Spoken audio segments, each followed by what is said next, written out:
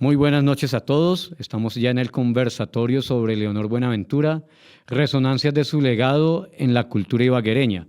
Tenemos como invitados al maestro César Zambrano, director de las actividades musicales de la Universidad del Tolima, director, compositor, chelista, gran conocedor de la obra de la maestra Leonor Buenaventura de Valencia.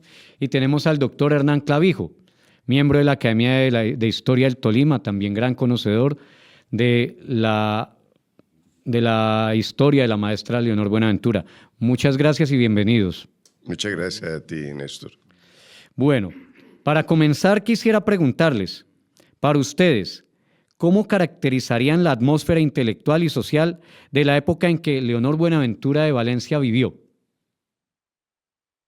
Bueno, el Ibagué de las primeras décadas del siglo XX es un Ibagué todavía muy rural, es un villorrio todavía, pero enaltecido, por supuesto, por la gran obra de Alberto Castilla Buenaventura, por los efectos demográficos, culturales, por supuesto, de la llegada del ferrocarril a Ibagué, de la carretera de Ibagué a Armenia y de la navegación a vapor por el Alto Magdalena, básicamente entre Honda y Girardot.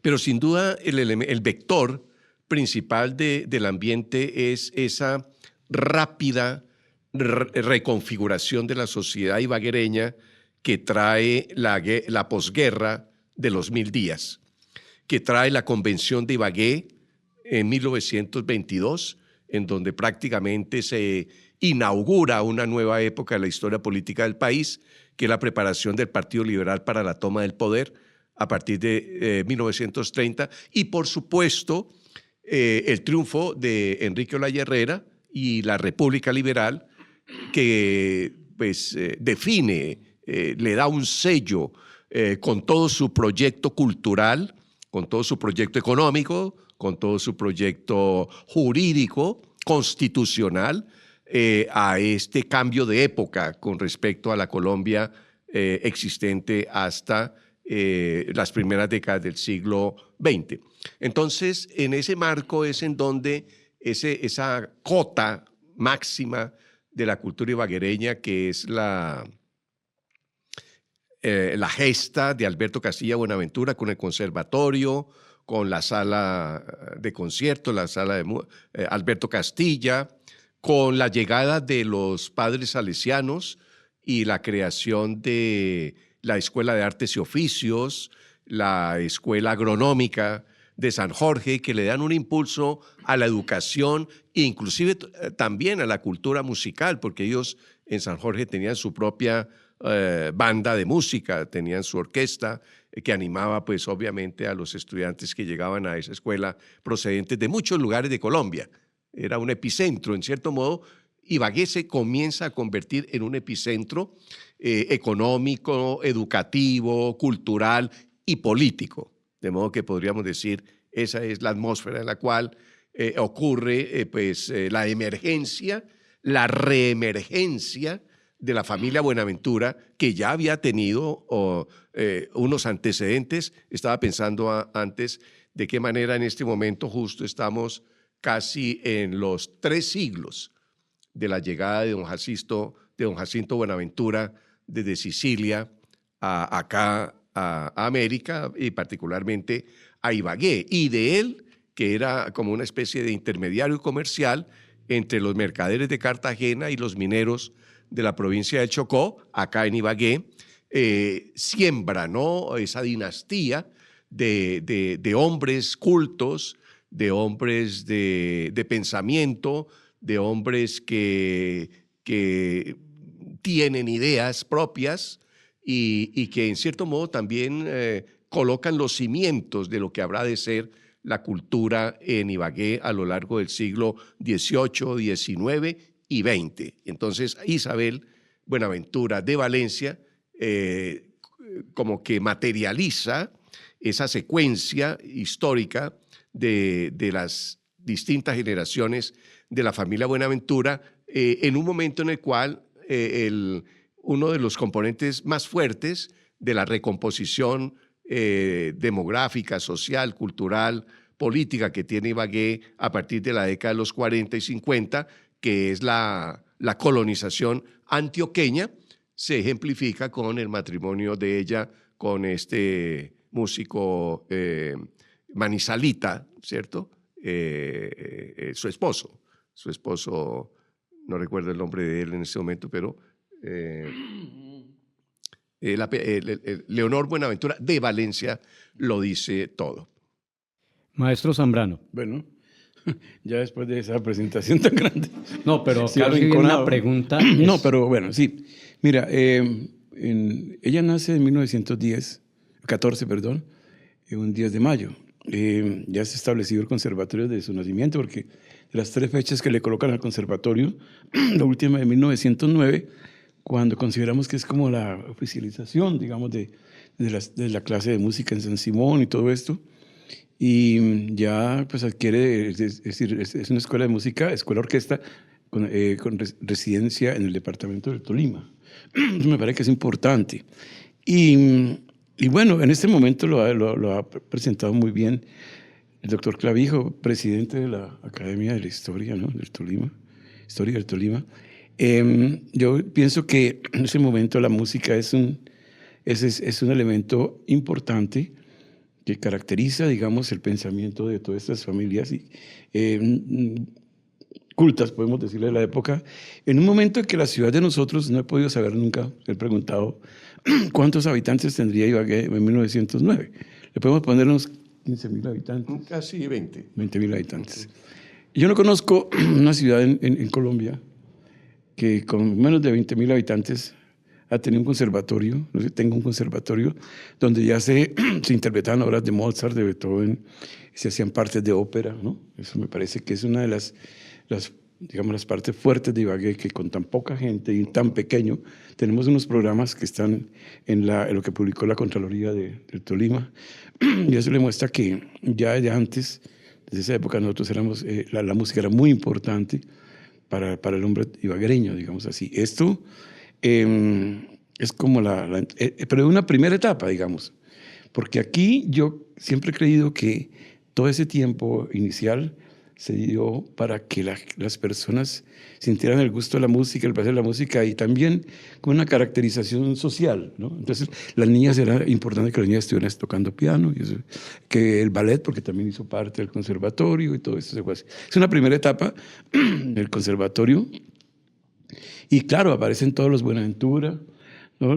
Juan Nepomuceno, que es el padre de Leonorcita y María Esther Torres, Buenaventura y María Esther Torres. El tío, violinista, que también la señora era pianista, hacen ya como una estirpe, digamos, musical, la que después viene Maestro Castilla también, ¿no? Entonces ese Buenaventura llega a Italia, ¿no? Buenaventura y Castilla de España, hay una cosa interesante allí. El conservatorio después evoluciona y entonces, como para diferenciarlo, entra ya esta época en que ha pasado la Segunda Guerra Mundial y ya entonces hay un éxodo de músicos en Europa que no querían quedarse. Los músicos no tenían nada que ver con la guerra y les tocó estar en una cosa que no. Un maestro estaba en Italia, en Parma. Entonces ellos buscaron una salida para prestar un servicio, porque ellos tenían, en ese momento, por ejemplo, Italia quería ser como el dueño de la música de toda la tierra. Entonces ya iba adelante Toscanini y todo esto. Entonces ellos vinieron acá como en esa conquista para mostrar que ellos eran muy importantes y que tenían mucho que ofrecernos. Es una segunda parte. Esa segunda parte, ya entonces viene un segundo piso del conservatorio, que es cuando ya se piensa en la música como carrera. Y entonces, bueno, lo establecieron así. Desafortunadamente, o parte del proceso, no se inscribía mucha gente, porque ¿quién iba a estudiar 10 años con trabajo para tocar en dónde? Pues, era la pregunta, ¿no? Y entonces, pues ya la cosa se fue como cuestionando un poco más, pero luego en el 59 aparece el inicio del conservatorio y el bachillerato musical. Entonces ya se abren 3 primeros. El profesor mío tenía 2 alumnos, el profesor de fagot tenía 1, y entonces ellos quisieron, mientras tanto, tocar en la sala Alberto Castilla, construida en 1934, y tocaban, y entonces y la gente iba a escucharlos, y eso hizo parte como del ánimo para que fueran pensando en que sí era una carrera la música, ¿no? Claro, entonces el conservatorio es el que abre esa puerta grande. Ya tenían entonces 3 primeros, entonces tienen 90 alumnos para que hicieran bachillerato y fueran aprovechando las clases de conservatorio, y así va creciendo. Leonor Rosita nace en ese medio, ¿no? Ella ya hace parte del conservatorio, aprovecha también la llegada de todos los extranjeros que son los maestros de ella, ¿no? Entonces, Cuarcheta, Bono Voluntad, todos esos, Chochano, César Chochano, fueron profesores de ella, de armonía, de composición, de piano, y esto la forma ella de una manera interesante, porque era una compositora que tocaba el piano, leía partituras, tenía conocimientos de formas musicales, y entonces empieza a destacarse, digamos, con esa sensibilidad infinita que tenía Leonorcita para convertirse en la representante del amor, de la música y de la belleza de la mujer tolimense. En esa línea, maestro, ¿podría usted destacar alguna de las obras o contribuciones más significativas de Leonor Buenaventura explicando su relevancia en el contexto de su época y su posible resonancia actual? Claro, sí, eso es algo que corresponde mucho a este personaje, toda la parte social de la música, porque en el año 1959, cuando se inicia el Festival Folclórico, primer año del Festival Folclórico, ese es un problema que toca plantearlo de manera más extensa. La verdad es que ahí, más que el Festival Folclórico, se buscó fue una integración, un encuentro entre las personas que han sacado corriendo a todos los dueños de las tierras del norte y del sur, pero se refugiaron en la ciudad, y la guerrilla y todo estaban en posesión de ellos, pero ellos no cultivaban ni se ven de ganadería. Entonces hubo una propuesta aquí por debajo, y era que por qué no buscan una integración o acordar que los dejaran volver al campo para que entonces ellos pudieran volver a sembrar y volver a traer su ganado, y que pudieran hacer algún acuerdo con ellos para poder producir. Por eso la música es tan importante como un puente, ¿no? Como una unión. Para eso, estos personajes que no eran folclorólogos, porque esos eran personas del comercio, de Ibagué, que era muy importante en ese momento, diseñan una fiesta popular para que entonces ellos vengan de campesinos y todo el mundo se vista de campesino, y entonces así se puedan camuflar perfectamente para sus reuniones y sus cosas, buscando eso que estaba en la época terrible, porque yo sí me acuerdo, decían ya cómo era la cosa. Esa era una época de la violencia más impresionante, desquiciado, locos, estaban todos. Pero entonces se hace esta reunión, en el 59 se hace el primer festival folclórico. Eso está escrito en la historia de esto que les estoy contando. Entonces es la música la que une, la música la que nos quita toda esa angustia, y todo el mundo sale a la calle, las calles llenas de ibaguereños, de tolimenses. Nos visitaron de todo el país, nos mandaron las mejores delegaciones. Aquí estuvo Luis Ariel Rey, el ballet de Son Osorio, todo, increíble, en medio de semejante catástrofe. Y entonces la cosa fue interesante porque los guerrilleros no venían. Una advertencia era que no se puedan ver un militar porque se armaba el problema, hermano. Entonces tocó guardar a la policía y todo lo que pasó. Y a diferencia de ahora que tenemos tanta fuerza militar y toda la cosa, en el primer festival, en medio de semejante tragedia, no hubo un muerto. Y esto era impresionante. La gente tomó trago, escuchó música, bailaban por la calle. De la mañana a la noche era así. Yo vivía en la 12 con tercera y me veía todo eso. En ese año, la gran ganadora del primer festival folclórico, la obra ganadora, es decir, la reina de la música, fue la ibaguereña. Todo el mundo terminó cantando la ibaguereña. Yo creo que ese fue el año, digamos, más bello de Leonorcita, porque pues ella escribe unas obras y hace lo que tiene que hacer el arte muchas veces, que es convertir lo que no se puede, lo que duele, lo que es terrible, y volverlo bello, ¿no? Y esa es una elegía, una cosa que le escribía a su hermanita que había muerto a los 20 años, y que era prácticamente una hermana que era guía para ella, ¿no? Era como una segunda madre, y la vio morir, y eso para ella le marcó su vida. Entonces ella escribe, fíjese, una cosa que para la gente es de belleza, de amor y todo, escribe con un dolor inmenso para recordar a su hermanita esa obra. Entonces yo creo que esa obra marca. Y otra, más adelante, que creo que es una organizadora, es cuando en medio de todo el amor de la gente escribiendo para todas las cosas lindas, se les olvida cómo estamos viviendo. Hasta que Rodrigo Silva escribió un día Viejo Tolima. Y eso fue Eso es lo que estamos viviendo. No tanto el amor a la pesca, porque nadie puede hacer pescar, pues. Y entonces, qué triste quedó mi rancho abandonado porque tuve con mi negra que irme de allí. Quedó mi trapiche solo acabé. Le quemaron la casa, le robaron las vacas y salió para salvar a sus hijos de la... Esa obra marca otra época. O sea, eso es lo que está pasando. Y me parece que hay una participación seria, ¿cierto? Y también lo mismo. ¿Cómo será de bien hecha que la gente que es tan terrible esa letra, ese cuadro que la gente la revisa, ay, cantemos Viejo Tolima, que es tan lindo. Yo digo, ¿cómo que tan lindo? Es un cuadro terrible, pero así es, ¿no? El arte lo hace. Y esas obras, y como esas, hay otras obras como de Pedro J. Ramos, que después se dedica ya pues a hacer el Bambuco Protesta, ¿no? 5 años, ¿por qué, doctor, me acaba de decretar? ¿Acaso qué crimen es cultivar un chamizal? Y por escribir esos Bambucos Protesta le quitaron la visa para entrar a Estados Unidos a nuestro querido amigo Pedro J. Bueno. Doctor Clavijo, para usted, más allá del análisis académico, ¿cómo cree que se percibe la figura de Leonor Buenaventura en el imaginario colectivo? ¿Qué imágenes o representaciones predominan sobre ella? Bueno, pues hay una tradición que se hace manifiesta a mediados del siglo XIX, cuando un miembro ilustre, egresado de San Simón, José David Guarín, escribe para el periódico El Neogranadino unos cuentos costumbristas, en donde habla de la bambuquera ibaguereña.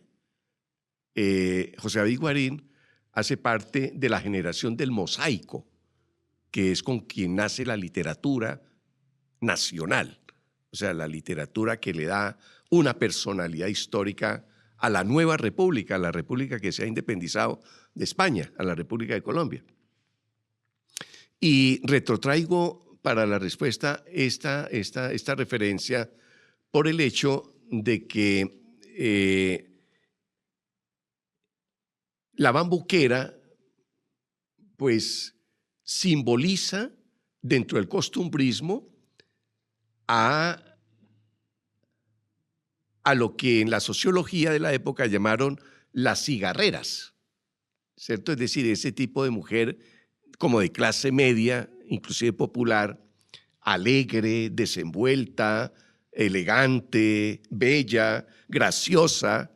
Y yo creo que con el pasar de las generaciones y la recomposición demográfica y cultural de la sociedad ibaguereña, el que surja de una mujer reconocidamente singular en el mosaico pues, del género a nivel de Colombia, que es la ibaguereña, una mujer tipo como Leonor Buenaventura, en donde pues se condensa mucho de lo que ha hecho el maestro Zambrano, ¿no?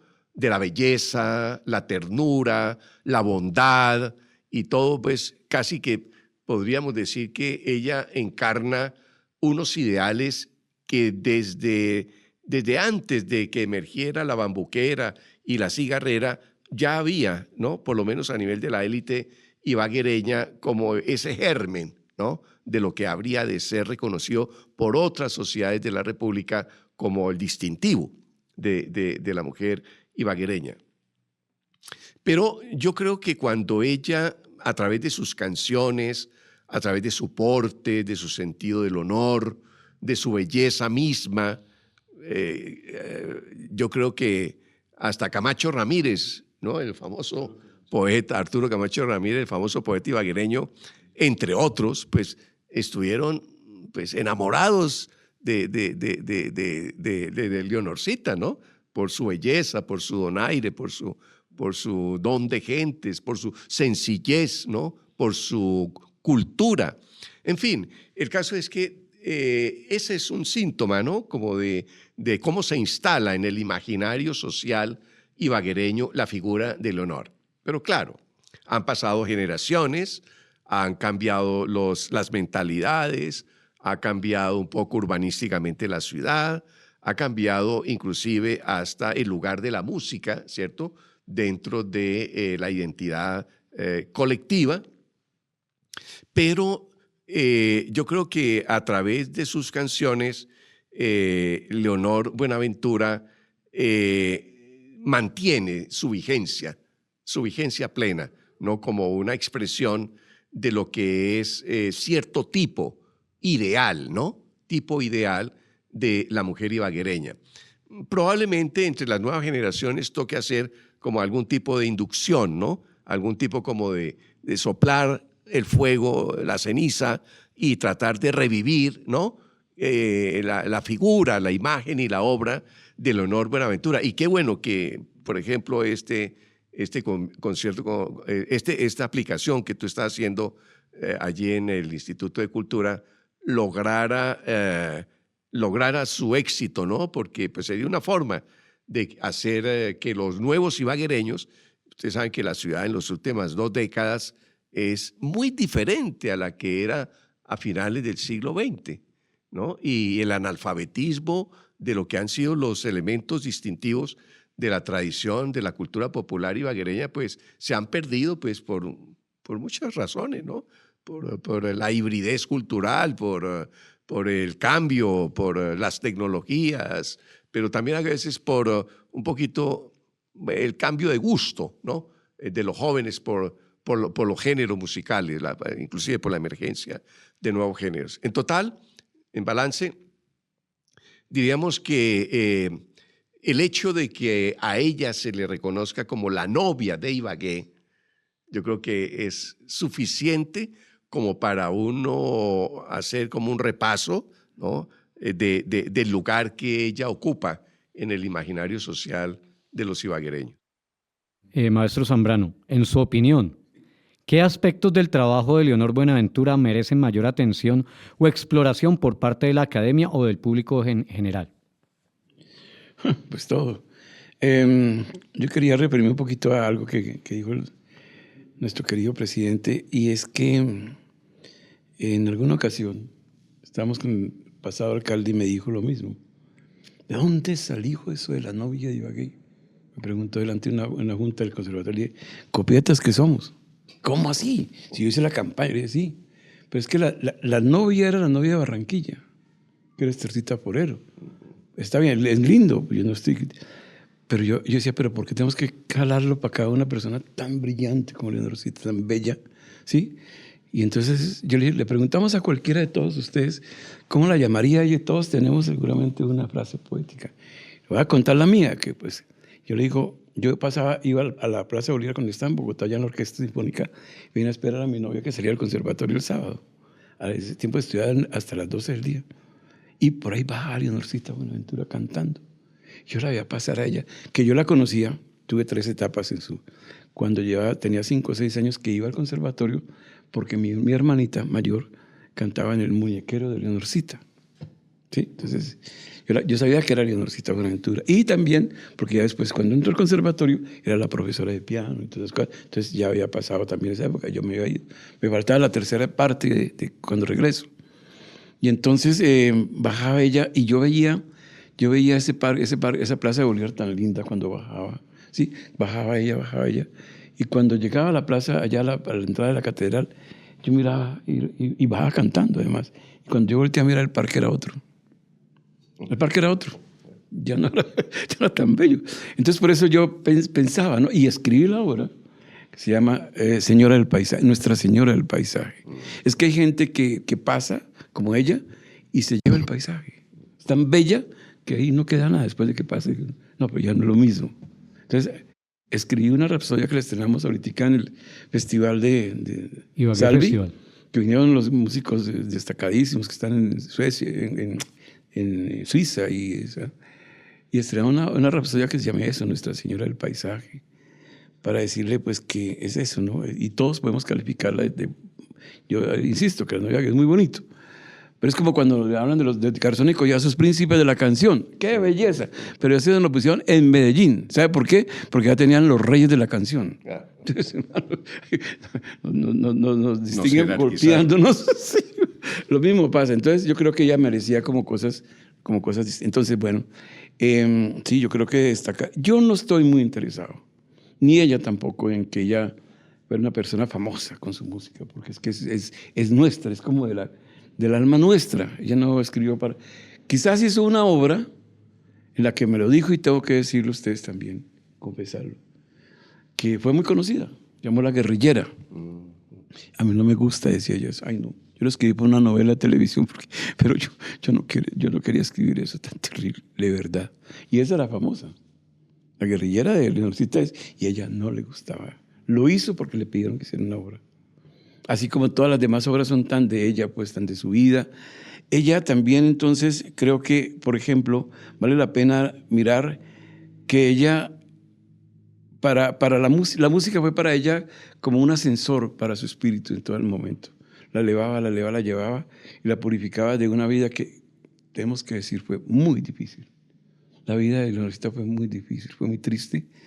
Siempre fueron, digamos, injustos con ella. Siempre fueron.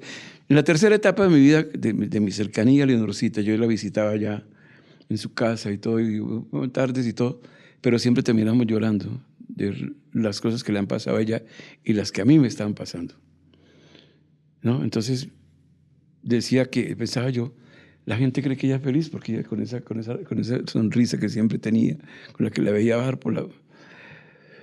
Pero en su obra ella logra contar muchas de esas cosas y presentarlas de manera bella. Sin embargo, ella sufrió en todo sentido. La ingratitud también de establecimientos que han tenido que reconocerles no haya salido como váyase para casa. Y llorábamos por eso. Y luego me dijo un día, cuando el concurso para el himno de Ibagué, ¿no? Himno de Ibagué, y me tocó a mí organizar el jurado y se lo ganó Edna. Y empezaron a jugar con eso el señor que estaba alcalde, que me comprometió a hacer todas esas cosas. Y no cantaron el himno antes de que se fuera el señor. Por supuesto que quedó el himno en el aire. Entonces que sí, que no, que sí. Entonces llegó el otro alcalde y la misma cosa. Y ella, tengo que confesarle a ustedes, por ejemplo, ese hecho. Llorando, me decía Kiro, me decía, mira César, yo te voy a rogar un favor, yo me voy a morir prontico. Y es que ella como que estaba ya sintiendo su... No dejes que se burlen de mi nieta como se burlaron de mí. A mí me dijeron muchas veces, y aquí los amigos que estuvieron tocando, ¿no?, que el himno de Ibagué iba a ser la ibaguereña. Muchas veces, y nunca fue. Luego, no, que el himno de Ibagué iba a ser el porro de Ibagué, y nunca lo hicieron. Se burlaron de mí. Y ahora se van a burlar de mi nieta. Tú tienes que prometerme que eso no va a ser así. Yo le dije, pues claro, yo le prometo a la Leonorcita. Así es, toqué luchar hasta el último día y no lo consiga, que voy a estar ahí frente. Afortunadamente, estaba en una reunión donde dijeron, Ibagué no tiene himno, después pasó el gobierno. Ibagué no tiene, yo sí lo tiene. ¿Cómo así? Claro, y con un concurso y de todo. Entonces se paró la señora del alcalde y dijo, no, hay que hacerlo, hay que grabarlo y por eso se salvó el himno. Porque ya estaba descartado, pues porque aquí la gente... Bueno, eso tiene otras razones, pero créame que ella sufrió mucho en la vida. Ella no, yo creo que ella no fue, tenía eso, no sé cómo se puede llamar, que no atravesaba el duelo y se quedó toda la vida sufriendo por lo que le pasó a su hermanita, toda la vida sufriendo por cosas que él no podía borrar de eso, y eso la hacía sufrir mucho. Le decía, pero Leonorcita, mire, no. Recuerdo que una vez me dijo, hace rato nos tomamos una copita de vino, y me dijo, y fui a la casa y salió con su charol y su cosa, una copa de vino y 2 pasteles. Y se sentó así como una niña de 15 años aquí a hablar conmigo. Y yo le dije, Leonorcita, pero no trajo sino una copa de vino. Digo, no, es que yo tengo que acompañar a que te la tomes conmigo. Pero Leonorcita, y usted, digo, es que yo no puedo tomar ningún licor. ¿Cómo así? Yo no. Cuando era joven, me tomé una vez 2 vinos y duré 24 horas llorando, no podía parar. Entonces yo no puedo tomar. Para que vea usted cuántas lágrimas desde ahí estaban esa señora. Entonces es una transformación, o sea, la belleza que le dio Dios a ella, ¿cierto? Por dentro tenía algo tan profundamente difícil. Que afortunadamente yo la miraba, afortunadamente fue músico, porque eso le ayudó a depurar cosas, ¿cierto? Pero la vida ya no fue fácil. Y fue injusta. Nosotros fuimos injustos y seguimos siendo injustos. Seguimos siendo injustos. Cuando me pregunta qué es lo que hay que hacer por ella, mire, ¿sabe qué? Duré 12 años buscando que compráramos la casa de ella para volver al museo de Ibagué, donde nació la ibaguereña, con el piano y todo eso. Y hablaba con unos, pues, para que yo lo haga, ¿no? Porque yo no tengo por qué estar, pero le hablaba al alcalde, hasta el último. Y no fue posible. No fue posible porque no les interesa. Entonces, finalmente, allá compramos un restaurante, me duele, porque en esa casa hay historia de nosotros. Era lindo haber hecho, dejar su piano y todo eso. Cuando ya la familia vendió su casa, vendió la casa, me llamaron y me dijeron, como ellos sabían del amor mío con ella y todo esto.